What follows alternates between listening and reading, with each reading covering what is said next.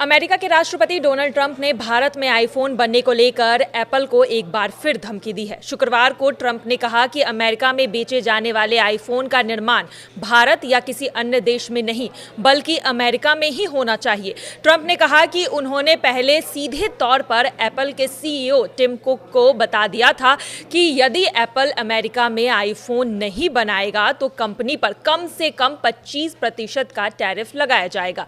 Trump की इस धमकी के बाद एप्पल का शेयर 4% तक गिरकर $193 पर आ गया।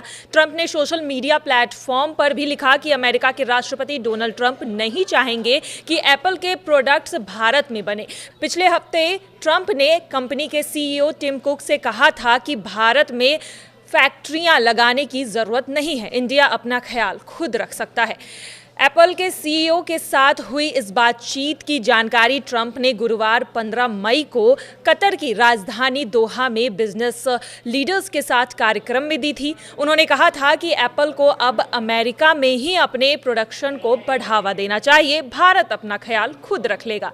इसके बावजूद एप्पल की सबसे बड़ी कॉन्ट्रैक्ट मैन्युफैक्चरिंग कंपनी ने भारत के साथ $1.49 बिलियन का निवेश कर लिया है। आपको बता दें कि फॉक्सकॉन ने अपने सिंगापुर यूनिट के जरिए बीते 5 दिनों में तमिलनाडु के युजहान टेक्नोलॉजी, जो कि इंडिया की ही एक कंपनी है, प्राइवेट लिमिटेड कंपनी है, इसमें निवेश किया है। एप्पल के सीईओ टिम कुक ने हाल ही में दिए गए एक इंटरव्यू में बताया था कि अमेरिकी बाजार में बिकने वाले 50% आईफोन भारत में ही बन रहे हैं। कुक ने कहा था कि भारत अप्रैल-जून तिमाही में अमेरिका में बनने वाले आईफोन्स का कंट्री ऑफ ओरिजिन बन जाएगा।